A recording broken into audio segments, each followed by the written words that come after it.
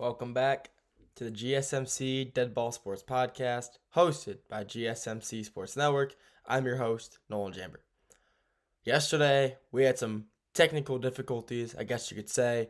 My OBS, when I stream on, practically just crashed midstream, so I only got to go through one segment, which sucked, but today I think I fixed it. Hopefully, we're back up and running. So, yeah, I can, stream, which is my job. So hopefully I can do that today, which so far it looks good. But today we're talking the big three sports: MLB, football, and basketball. First segment we're talking about going to the NBA. We're talking about the NBA first round of the conference semifinals started, technically 2 days ago with Cleveland and the Pacers, but last night was the two more games, so we'll recap those games so far. Then we'll preview the two games for tonight, the NBA games. After that, I want to talk about Shaquille O'Neal now being at Sacramento State. I want to talk about, that a little bit. After that, we'll jump away from the NBA, head to the NFL. I'll talk about the AFC North. We'll break that down, see what's going on in the AFC North. After that, end off by going to the MLB. Like I said I would last week, I'm going to the MLB again. It's that time of year. I want to talk about it. So we're talking about the MLB power rankings, like my power rankings right now within the season. But before we get into any of that, tips and donations. Tips and donations are always greatly appreciated. By tipping and donating, you guys are showing your support for us and showing that you guys are caring about the content we're putting out. And we're putting out the best content that we possibly can. So if you do wish to tip or donate and you're in the live stream, please feel free to do that by going to the super chat and the sticker feature. And if you're not in the live stream and you want to tip or donate, feel free to do that with the two links in the bio and in the description. Even if you don't want to, tip or donate, but you still want to show your support, feel free to just leave a comment. Leave a comment in the YouTube comment section, especially the live stream comment section. I'll see that right away and respond to that. The YouTube short comment section, we post on short, so make sure, go on there and leave a comment there. But that's just showing support is the best, and you guys show support like leaving comments or donating. It really means a lot to us. So like I said, if you do wish to tip or donate and show your support, feel free to do that if you're in the live stream with the super chat and sticker feature. And if you're not in the live stream, the two links in the bio and in the description. Now with that being said, let's get into topic number one for today. NBA conference semifinals recap. So far, we've had 3 games. 2 of them were yesterday, which was Monday, and then 1 on Sunday, which was the Cleveland Cavaliers versus the Indiana Pacers game. And let's just break them down a little bit. We'll talk about each game individually. First game, we'll do Cleveland game. We'll talk about that game, Cleveland, Indiana. That with the Indiana Pacers coming in strong, taking a quick 1-0 lead over the number 1 seed Cleveland Cavaliers in the first game of, game 1 Eastern Conference semifinals. Huge win for Indiana. Really kind of, they played great that whole game. It was a huge help that, Darius Garland for the Cavs wasn't playing. He was injured. He was sitting out, and they took advantage of that. Took advantage of him not being able to play, him sitting out. And Darius Garland is one of the best, honestly, guards, one of the best scoring guards in the NBA. He is very efficient from anywhere he shoots. He's a pure scorer. And him sitting out is a huge loss for Cleveland. Even though they have plenty of guys to, back him up to, next guy up. Cleveland has anybody for any situation. They have plenty of backups. But losing Darius Garland is a really bad, beat for Cleveland. I mean, like I said, he's a great player. He's an all-star. And losing an all-star player like that in the first game of the semis is horrible. It sucks to see that. So Indiana came in and took advantage of that. Indiana played a great game. Multiple guys with 10-plus points. I believe it was 7 guys who had 10-plus points. This is always going to help. If you're having 7 guys scoring 10-plus points a game, that's just 70. That's 70 points right there. just off 7 guys. And that's just if them scoring 10 points. They can be scoring 15, 20, 30, anything like that. And you're going to win games if you're having multiple, especially like everyone in your starters plus, guys coming off the bench putting up 10, 15 plus points a game. You're going to win games like that. You're going to win games and you're going to win series and you're going to win NBA championships with, when you have players who are able to come off the bench and just score like that. And Indiana is a very good team. Honestly, a very underrated team. I'm not going to lie. I was very, what's the word? I wouldn't say, I wasn't very high. That's what I was looking for. High on Indiana this postseason. They were good last year, but I thought their playoff run to the Eastern Conference Finals was kind of like a fluke. They got swept by Boston, and that's all I needed to see. I'm like, this team just really isn't it. They just aren't going to cut it, and they did. They dominated. They absolutely dominated Giannis and the Bucks in the first round, 4-1 win, and coming in as a 5 seed and beating, or a 4 seed, sorry, coming in and beating, Cleveland first game, setting the tone. Huge. It's absolutely huge for them. It's going to be huge for their playoff success so far. Getting that momentum first round, huge for them. Game 2 for that is tonight, though, but we'll talk about that in the next segment where I preview the games for tonight. But, first game for them, huge win, and taking a 1-0 lead early on in Cleveland, it always helps to, start with a lead. So, good start for them. Then we had 2 games last night. One of them Western Conference. We had the Denver Nuggets versus the Oklahoma City Thunder. And then we had the Boston Celtics play their game and against the New York Knicks. Let's talk about the Knicks game. The Knicks-Celtic game was, for most of the game, while the Celtics had that 20-point lead, very just kind of boring. I wouldn't say boring, but I mean, I'm not really sure how to explain it. But it wasn't that fun of a game to watch until the Knicks were kind of climbing back up through the ropes, climbing back up, coming back and getting the win. It was a huge game for them. Coming in to Boston, and Boston's looking to go back to back, and I honestly do believe they can go back to back. I think they will, but them having Boston shoot 63 pointers and only make 10 of them you're gonna lose. You're gonna lose games like that. I mean, when you're shooting, is it 13% from beyond the arc? You're not gonna win your game, especially if you're putting up 60 plus shots a game beyond that range, and you're only making 10 or less. You're gonna lose your games. Celtics are a very 3-heavy team, very heavily dependent on the 3-point. They don't need to be. They're a very good team in the paint, but they rely very heavily on their 3-point play, and when they're off, they're gonna lose. They lose games, and they had that 20-point lead against the Knicks. The Knicks said, enough is enough. We won first round. We're gonna come back and we're gonna win this game too, and they did. They came back down 20, came back, beat the Celtics by 5 points. I didn't watch the game. I've only saw highlights of it. But Jalen Brunson, he played phenomenal.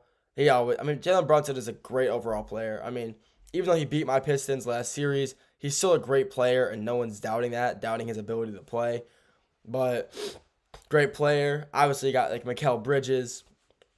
He's played very good for the Knicks this postseason. Obviously, Karl Anthony Towns, Mitchell Robinson, OG Anunoby. I mean, the Knicks are a very good team, but the Celtics overall are the better overall team. And, the Celtics, I would 100% believe the Celtics would win this series in 4 or 5. And even with the Knicks winning their one game, I still believe it's going to be Celtics in 5. I think they're just a better overall team than the Knicks. I think that if the Knicks don't, if the Celtics don't shoot 13% from beyond the arc, and they're already, they'll be up in that game by 40 points, maybe 30, and they don't give the Knicks the time to come back and win the game. So I think the Knicks kind of just got lucky. I wouldn't say, well, they did. They got lucked out by the fact that the Celtics couldn't shoot yesterday. But I think that's kind of like a one and done thing. I think the Celtics just come back better and stronger next game and just dominate on all sides of the floor. And then the final game for last night, we had the OKC versus Denver, the battle of the MVPs. Phenomenal game all around. Russ back in OKC, that was kind of the main story for me. I thought Russ going back to OKC was the big story. Obviously, it was a great game, but I love Russell Westbrook, and him going back to OKC where he started off. It was a cool story, but the game overall phenomenal the whole time. When you're winning, when Aaron Gordon hit that clutch three with like 20 seconds left, I mean, he silenced the arena. The arena OKC's arena was just so loud. It was so loud, and he hits that dagger, and it just all the energy in that arena just kind of went away. It just disappeared, vanished. It was gone. You could see all the fans, was distraught. And the Thunder, Thunder falling first game home. I know it's not going to be an easy series. It's the Denver Nuggets are a phenomenal team. They have Nikola Jokic, who's, like I said, MVP caliber player, playing against MVP caliber player, SGA, Shai Gilgeous-Alexander. And, it's going to be a great series regardless. I think this series will, like the other series, Denver versus LA, that'll be a very good series going to 7. I think Denver is going to be in a 7-game series each time they play this year. Even if they lose this series, I still think they're going to 7. It's just that type of series. It's going to be, a great series as well.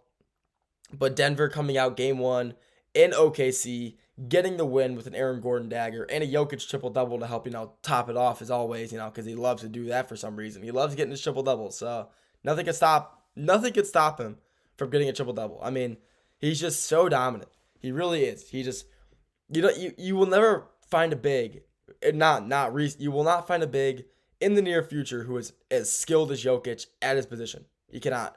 No center can pass like him, shoot like him, but centers can rebound like him. But no one can pass or shoot like Jokic can for a center. He's insane. And this series, like I said, I 100% believe can go to 7. It's going to be one of those series. It's going to be back and forth. Just going to be what team wants it more. And I think Denver wants it more. I think they have more to prove. They just fired their head coach, and I think they want to do it.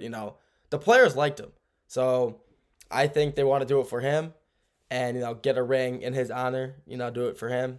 And hopefully so, because I want to see Denver go play Boston in the finals, which I 100% believe can happen.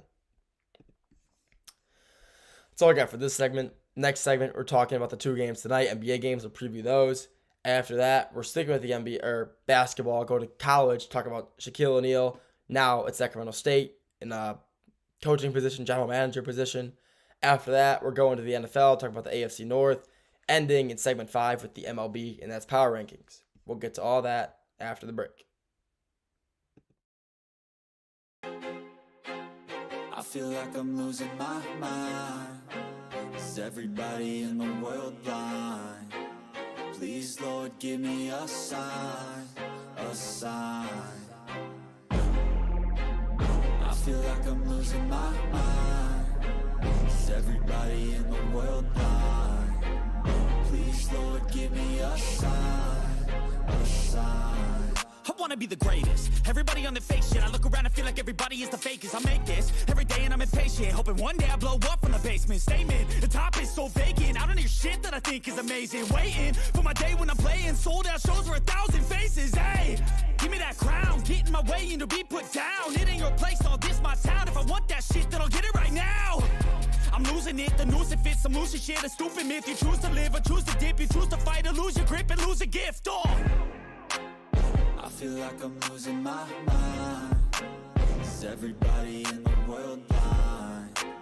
Please, Lord, give me a sign, a sign. I feel like I'm losing my mind.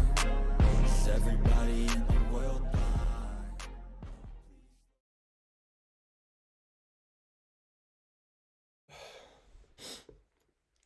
Oh, let's pull this up a little bit. There we go. Welcome back to the GSMC Dead Ball Sports Podcast, hosted by GSMC Sports Network. I'm your host, Nolan Jambert. First segment, we talked about the NBA. The semifinals, conference semifinals have started. talked about that, previewed that so far. This segment number 2, we're talking about the NBA. 2 games tonight. Excuse me. After this, we're sticking with basketball, going to college, talking about Shaquille O'Neal as a general manager at Sacramento State basketball. Segment 4, going to the NFL, talking about AFC North. After that, ending off at segment 5, we're talking about baseball, power rankings in the MLB specifically. But before we get into any of that, tips and donations. Tips and donations are always greatly appreciated. By tipping and donating, you guys are caring, you guys are showing that you guys are caring about the content that we're putting out, and we're putting out the best content that we possibly can. So if you do wish to tip or donate and show your support, please feel free to do that with the super chat and the sticker feature in the live stream. And if you're not in the live stream, the 2 links in the bio and in the description. Even if you don't wish to tip or donate and you still want to show your support, feel free to leave a comment, live stream comment section, YouTube comment section. It doesn't matter. We're here to listen. We want you guys, we want you guys to, talk about what we're talking about, dispute our claims, anything like that. And, by leaving comments or just talking to the chat, talking to us via chat, it just shows that you guys are enjoying what we're putting out. Or maybe not enjoying, you want to debate us, which is totally fine as well. But so feel free to do that if you do want to show your support and don't want to donate or tip. But if you do want to tip or donate and you're in the live stream, feel free to do that with the super chat and sticker feature. And if you're not in the live stream, the 2 links in the bio and in the description. That being said, let's get into topic number 2 for today. NBA semifinals for the playoffs. Conference semifinals are tonight. It's just conference semifinals now. And it's 2 good games tonight. We got Cleveland Cavaliers versus Indiana Pacers in game 1, first game. After that, Golden State Warriors versus Minnesota Timberwolves for their first game of the series. We'll talk about the Cleveland Cavaliers game first because this series is already up in Indiana's favor, 1-0. Indiana went into Cleveland first game and won. Huge game for them. Going into Cleveland, going into a one seed home territory and winning. Huge win for them. Absolutely. Even though Darius Garland's not playing, he wasn't playing first game, and the Pacers took advantage of it. They took advantage of an all-star caliber player not playing, and they ran with it, and they won because of it. Tonight, they're going back. They're still in Cleveland, up 1-0. Indiana's in Cleveland, up 1-0, and they want to, they're coming. They want to leave Cleveland up 2-0, and I 100% believe that can happen. Even with Garland out, though, Indiana is still, even though they're still facing a great Cleveland Cavaliers team, Indiana is. Donovan Mitchell, obviously, phenomenal player. Shot 33 points in the last game against Indiana. Andrew Nembhard, he really stepped up, for the Pacers. He's been playing great for the Pacers all year, but he stepped up last game, having 23. Really good player for them, the last game especially. And, the Cavaliers, they're not used to, this is an in-conference, in-division play. They've played the Pacers multiple times this year just by being in the same conference or same division. And they're 12-4 in division play. They're a great in-conference team. Obviously, they're a great division team. They play better against teams in their own division. And this is a game that is going to be a really big deciding factor for the Cleveland Cavaliers. Garland was seen earlier today, out moving. He was on the treadmill earlier today, and Evan Mobley, he was out moving too. He was played last game, but he was limited, and he's questionable for tonight. I do believe I'd be surprised if he doesn't play, but this is gonna be a huge. Losing an all-star, 2 all-stars and the DPOY, and this because Garland, not Garland, Mobley all-star and DPOY. Losing statistically the best player in the NBA. Defensive wise, I mean, he won the award, so obviously he has to be the best. He's not. I mean, you can make that debate, but losing one of the best defenders in the NBA is a huge loss for the Cavs. Absolutely huge loss. I mean, and then when you're losing him, you're letting the Pacers just dominate. Like I said, Andrew Nemar, 23, Tyrese Halliburton, he's basically having he's averaging a double right now, averaging 18 and 10. He's had a great postseason so far for the Pacers. He led them through the Bucks. Absolutely great postseason so far for him.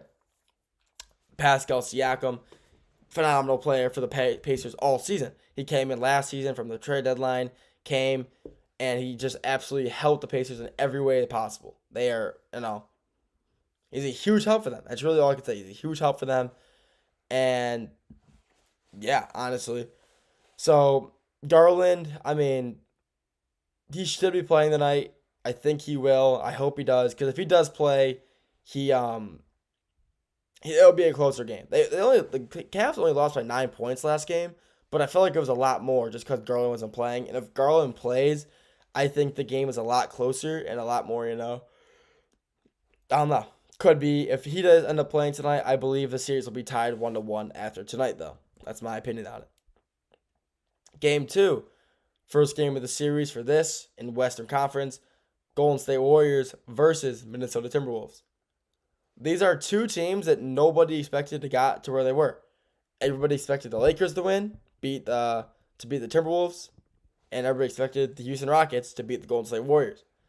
And honestly, this is going to be a great series. Like I said, no one expected I'm honestly just happy to see Golden State here because of how good they are. The Warriors statistically play better in the playoffs, and with Jimmy Butler added to the squad, Steph Curry still playing phenomenal, Draymond Green playing great defensive basketball.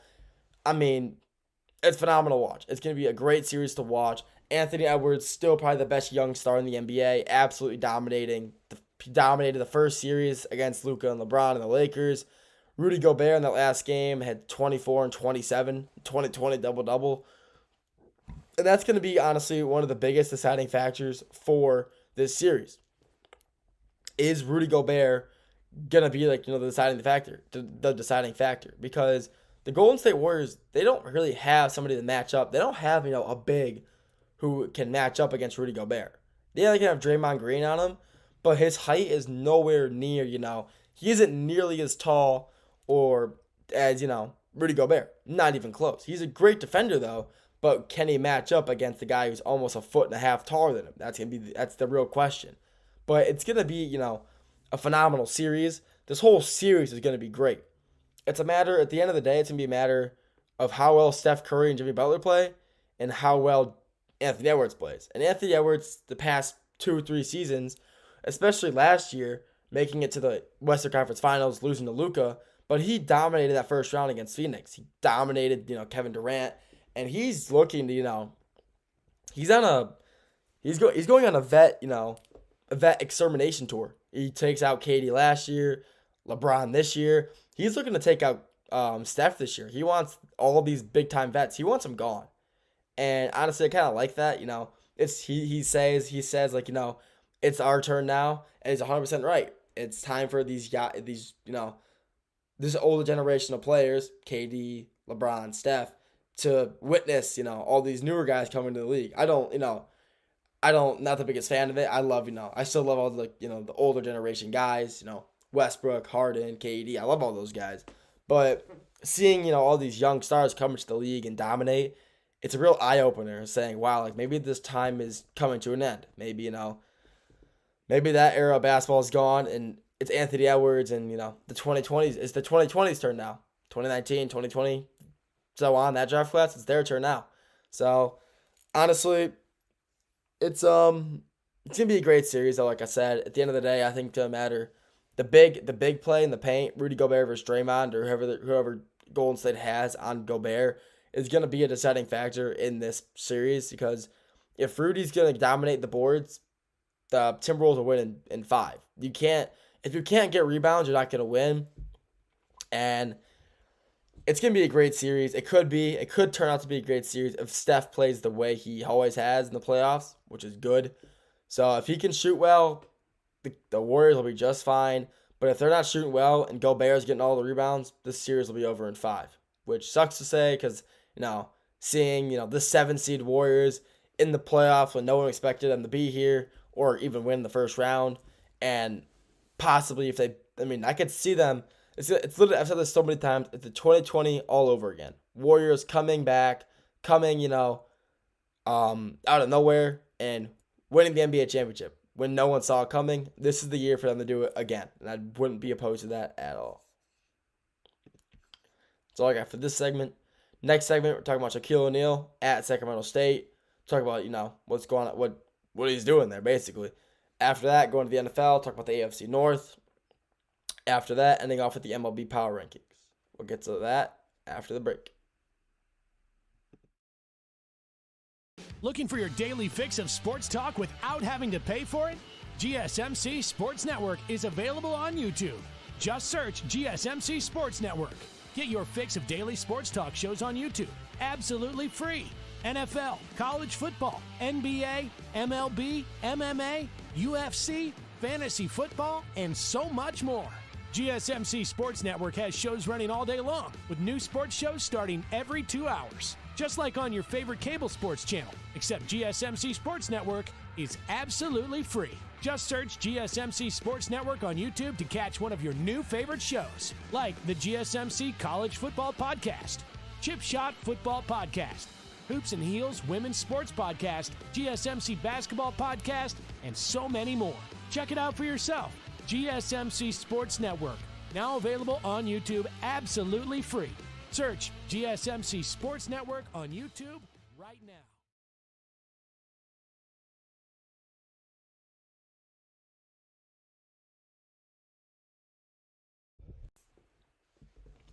Welcome back to the GSMC Dead Ball Sports Podcast, hosted by GSMC Sports Network. I'm your host, Nolan Jamber. First 2 segments, talked about the NBA, talked about the semi-conference semifinals starting up, and previewed the games for tonight. This segment, sticking with basketball, we're going to the NCAA. We're talking about Shaquille O'Neal at Sacramento State, joining that organization. After that, we're going to the NFL, talking about the AFC North, break that down a little bit. Ending off with the MLB, talking about power rankings in the MLB. So, Shaquille O'Neal at Sacramento State. This was kind of, an unexpected twist. I guess no one really saw this coming.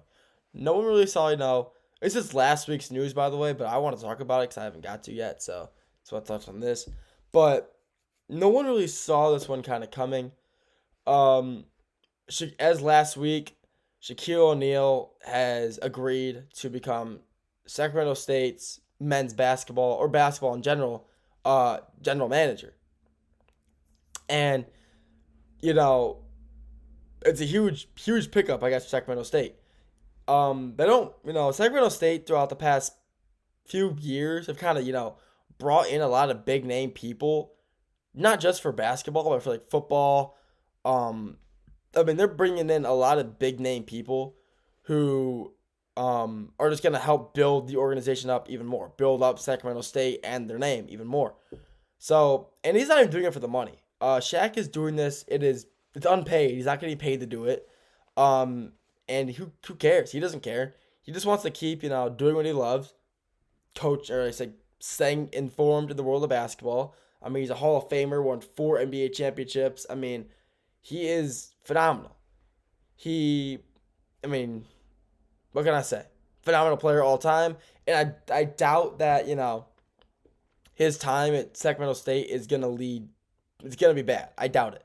He's already bringing in, some big name guys, I guess you could say.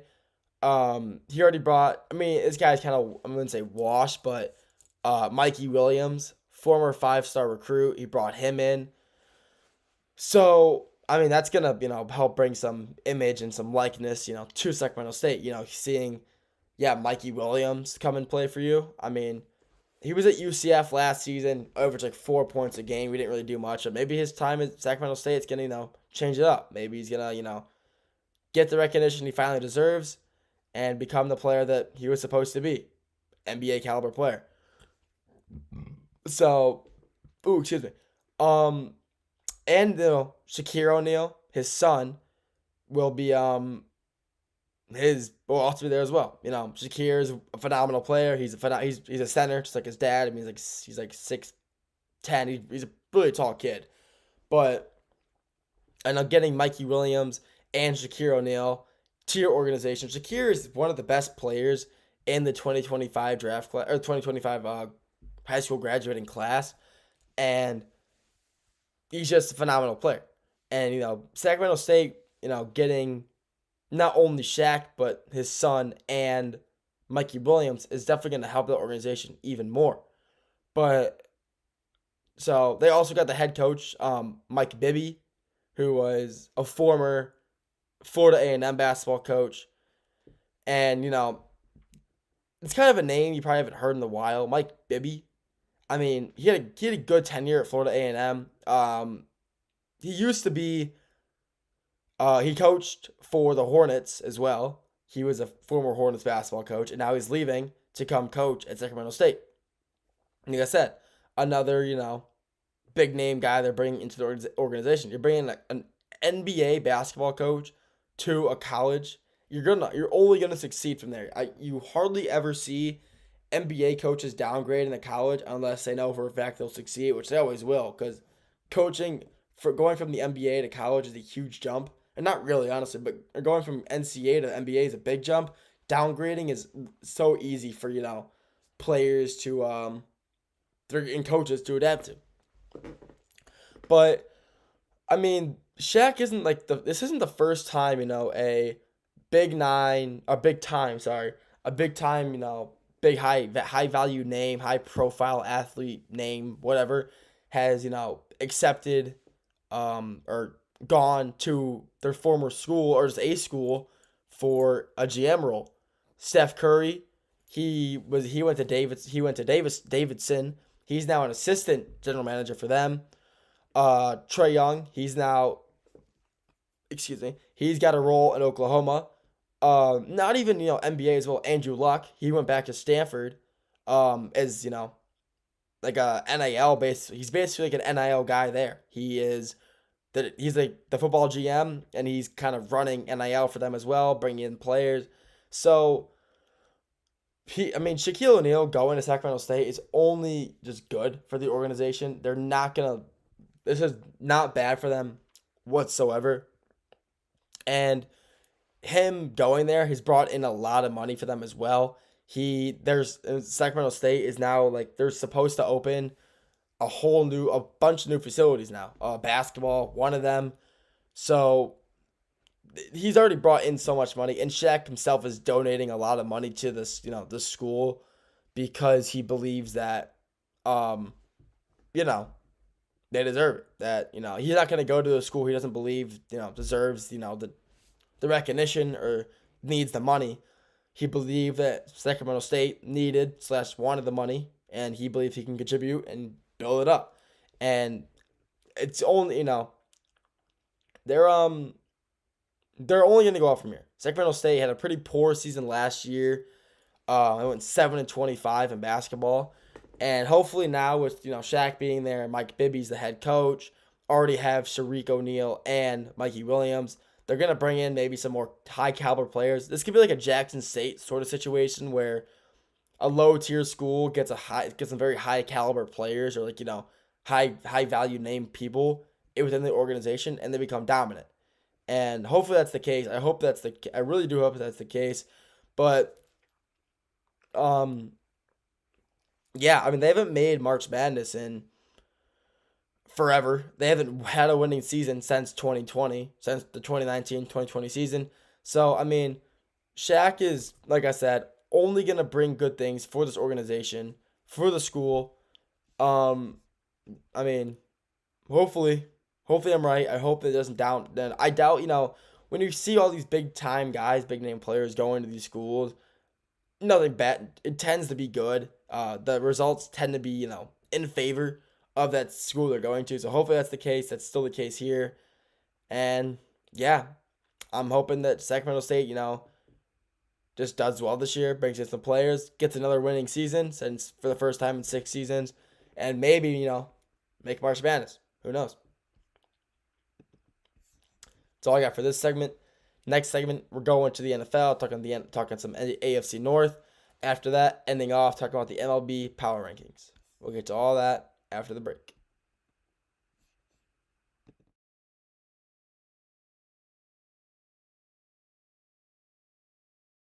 For the best and latest podcasts available anywhere, go to the podcast app on your cell phone and type in GSMC to access free content-rich podcasts on health and wellness, book reviews, sports, entertainment, relationships, social media, movies, technology, finance, and even weird news. Subscribe and download the GSMC Podcast Network's family of shows, available everywhere podcasts are found.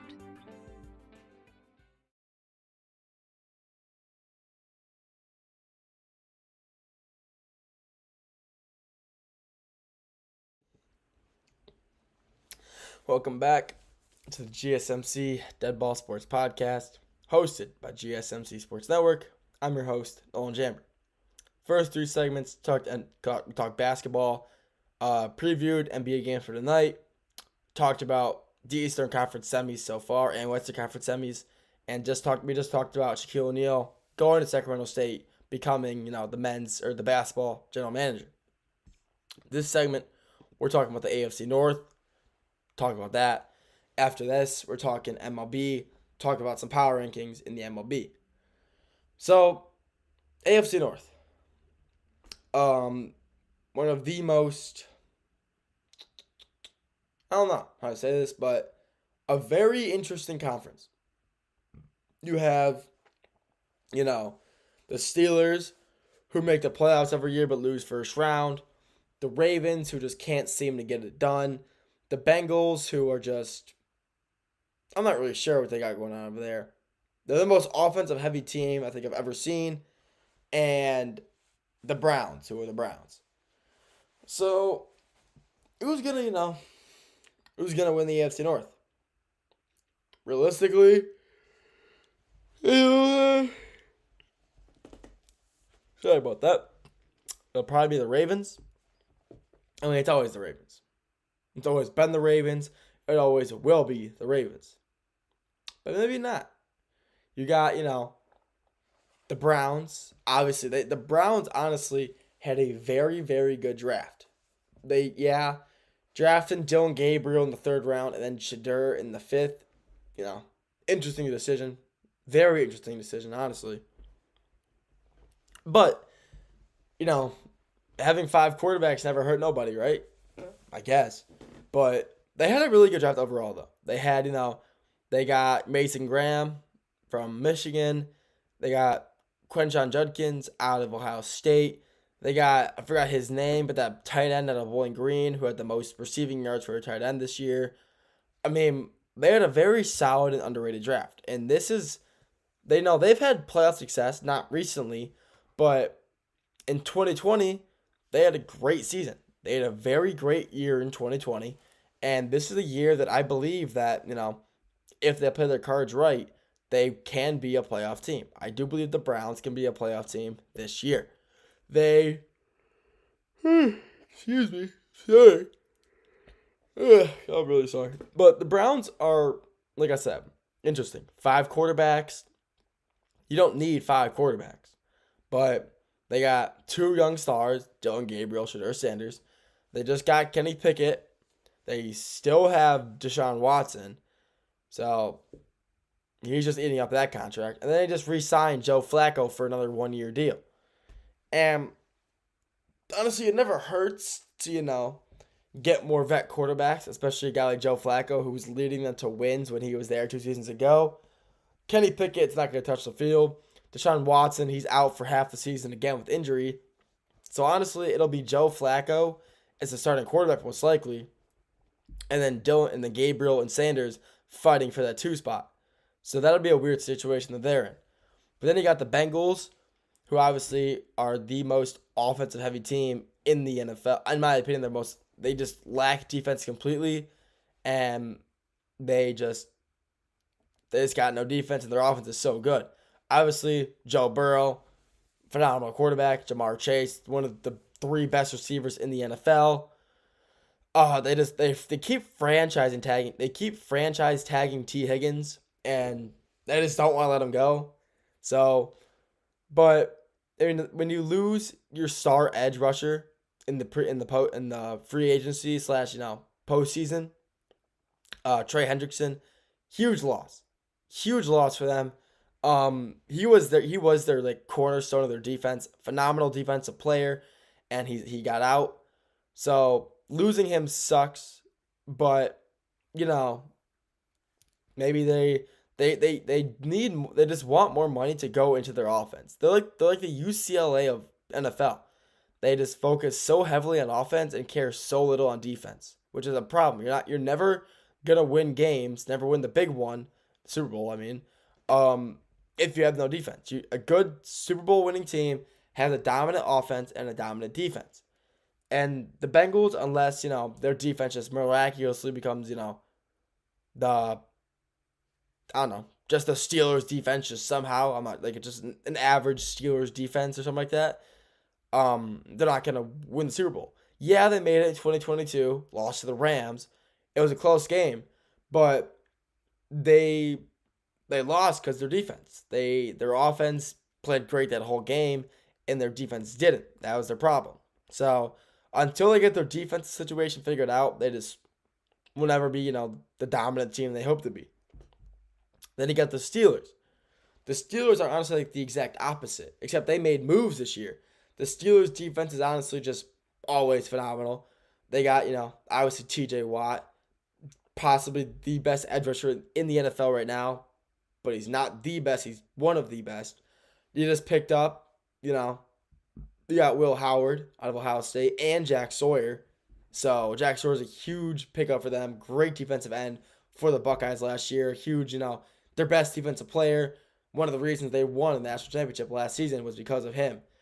And, they made some moves in the offseason. They got DK Metcalf, pairing him up with George Pickens and, Will Howard at quarterback. Am I still streaming? Okay, I am still streaming. Wait. So, I don't know what just happened. My OBS has been really tweaking out recently, so I really don't know what's going on there. I hope that, figures itself out soon. I gotta fix this. But like I was saying, yeah, I'm not sure how long the segment's been now. I already lost track of time. But the Steelers got some great pickups this offseason. Yeah, like I said, offensive wise, they got defensive wise, they got Jack Sawyer and TJ Watt on the D line. Offensively, they got DK Metcalf and George Pickens on the offensive side of the ball. They did lose Najee Harris to the Chargers, which sucks, but their defense is still so strong and so dominant that honestly it kind of doesn't really matter, honestly. But, maybe it does. We'll have to wait. I mean, because they're always, a 10-7, 11-6 team. Maybe a 9-8, in between that range. 9, 10, 11 wins, like 8, 7, 6 losses. So, I mean, we'll have to wait and see because their defense is always their strong point. It's not their offense. So we'll have to wait and see. But then we, like I said, we got the Ravens. The Ravens. Obviously, Lamar Jackson got Derrick Henry last year. Huge addition for them. Honestly, one of the most underrated pickups, or not most underrated, but a dominant pickup they had he helped them all of last season. All of last season, he helped them win. And it was just a phenomenal player for them last season. That's all I can say. A phenomenal player. He was so good. And when he, obviously, he was hurt some games, but when he was healthy, he was just dominant, just so dominant. And that's all I can really say. I mean, he's just that good. Their defense is really good too. They're just overall a great, just well-rounded, fundamental team, I guess you could say. And they just got it all. So what's what are the records gonna be? Like, who's gonna be where? Obviously, I still think the Ravens will be at 1. I think they'll probably have like a 12, 13 win season. Or maybe they'll start off weak. They started off 0-2 last year and had to climb their way through the AFC North again. And climb their way through it. So, but I think they start off strong and, probably have 11, 12, 13 win season.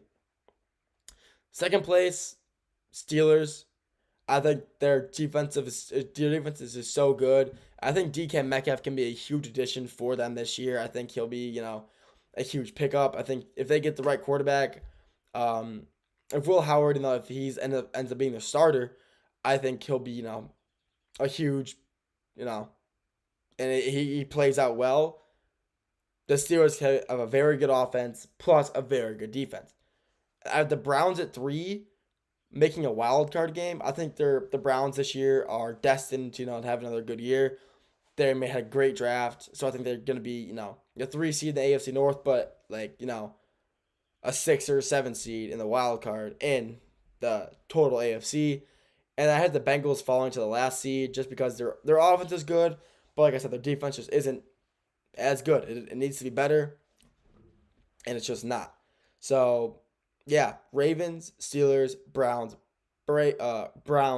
Bengals. That's my rankings for the AFC North this next upcoming season. And that's all I got for this segment. Next segment, the final segment, talk about the MLB power rankings. We'll get to all that, or we'll just get to that after the break.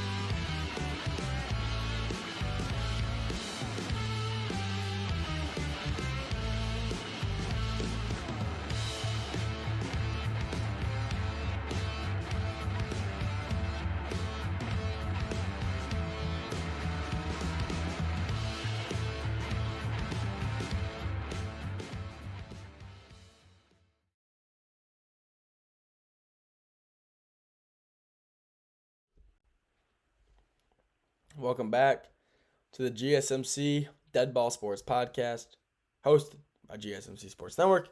I'm your host, Nolan Jamber. First 4 segments, talked about a lot of different stuff, mostly basketball and football. First 2 segments were NBA, talked about the playoffs. Segment number 3, talked about Shaquille O'Neal going to Sacramento State. Last segment, with some technical difficulties, which is starting to really get annoying because I'm not sure why it keeps happening, but whatever. We talked about the AFC North. We broke that down a little bit. Final segment number 5. We'll do a quick one so my computer doesn't crash again. MLB power rankings. The MLB right now is in a very different spot from what it was last year. And the power rankings, like what I'm about to give, are just, I feel like, pretty valid. I mean, I think this is a pretty good rankings of just overall the league. So let's get to it.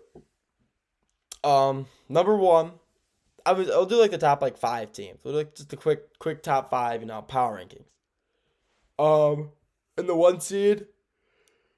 Oh, excuse me, I'm not sure. Well, I'm yawning so much recently. I still have the Dodgers in the 1 seed. The Dodgers started off undefeated. And then they went like on a 3-game losing streak. But ever since then, they've been on top of their game. They've been playing, just great Dodger baseball. And that's what, a gajillion dollar contract, a gajillion dollar organization is going to get you. The best players. And with no salary cap, that's what's going to happen. You're going to have, the best team in the league. Obviously, you got big name players, Freddie Freeman, Mookie Betts, Shohei Ohtani. These guys are just leading the charge, for the Dodgers. They're just that good of a team.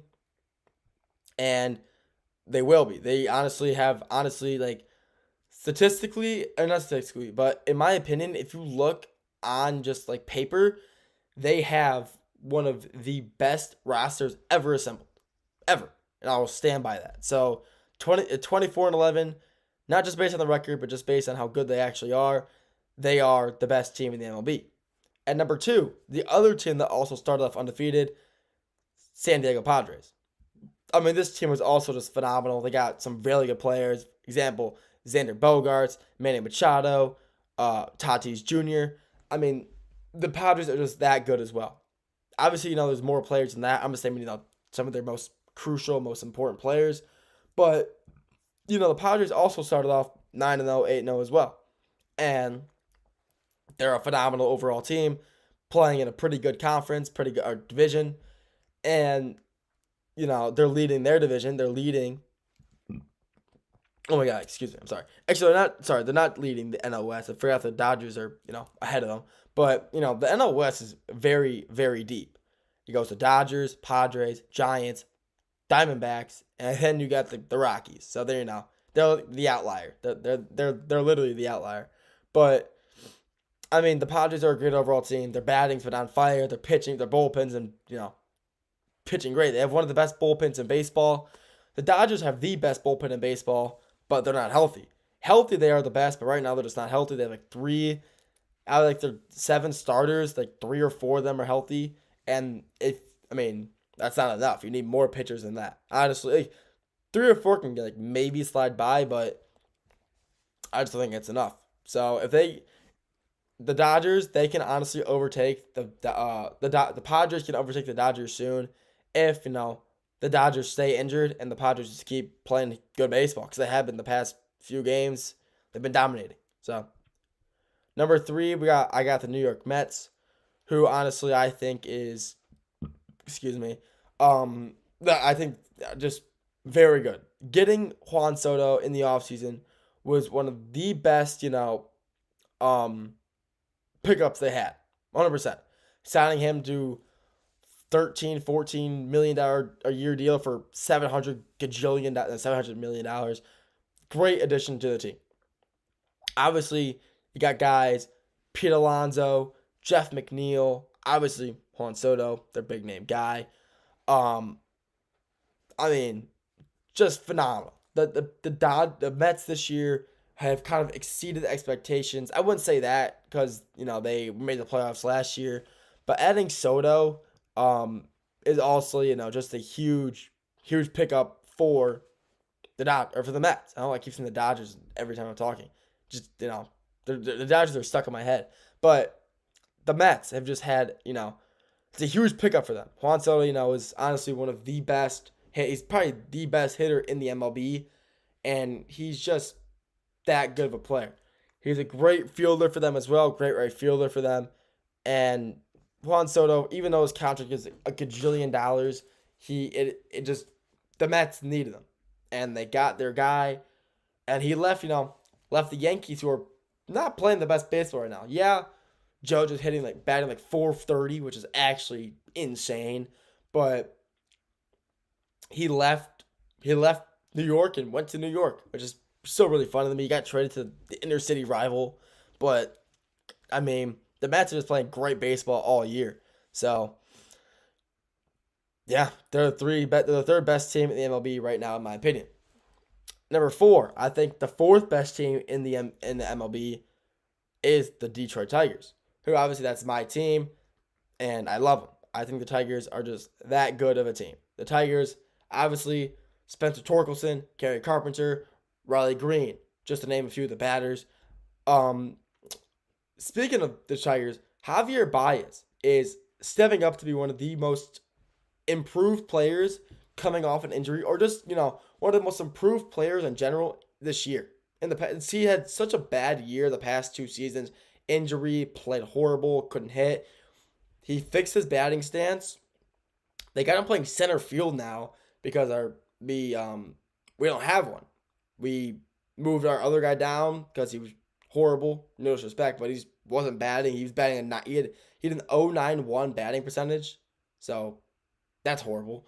But he fixed his batting stance and he's been all over the plate. He's hitting like 270, 260 right now, and it's a huge improvement from last year. He's batting like 180 last year, and he just had a great turnaround. I'm really happy to see the Baez is back playing, playing the way that he used to play with the Cubs. And I'm happy to, see that this version of him is back.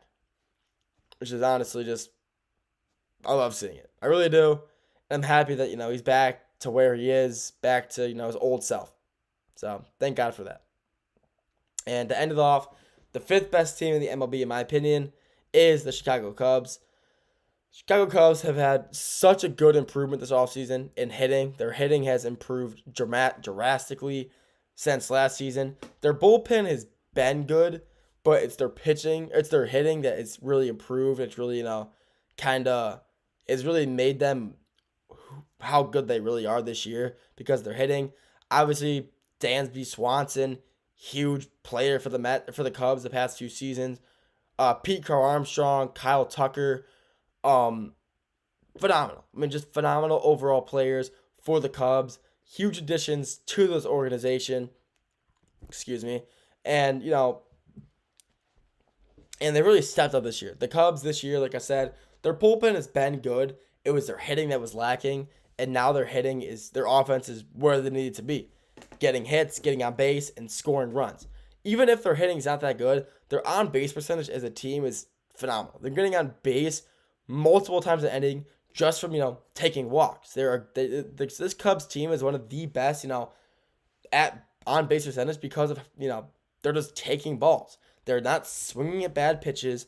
They're letting if they see it coming and they know it's a ball, which, is pretty hard to tell in the heat of the moment, but they see it coming and they know that these guys just know for a fact if it's a ball or not. And it's working for them. So the Cubs have had a very, dominant season at the plate. And hopefully, these top 5 teams continue to be top 5 teams. I would love to see, a Tigers-Cubs World Series matchup. Will it happen? Who knows? We'll have to wait till, October. But those are my top 5 teams. I think, honestly, that's a pretty valid, top 5. All 5 of those teams are playing phenomenal right now. And honestly, the Tigers are my team, so I follow them the most. But I still, stick around, follow, the other big name teams in the MLB. But yeah, that's my top 5, and hopefully you guys can agree with me on that because I think that's a pretty valid list. That's all I got for you guys today.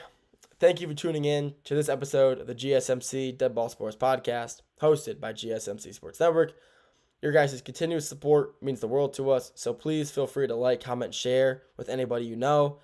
If you wish to stay up to date with all things GSMC, make sure to follow us on all of our social media, with that being Instagram, Snapchat, LinkedIn, X/Twitter, Facebook, anything. If there's social media, we're on it. Just search up GSMC Sports Network, and we're on it. So make sure to follow us, stay up to date with all things GSMC. But like I said, thank you for tuning in to today's episode. Have a great rest of your day, and I'll talk to you all very, very soon. Have a good one.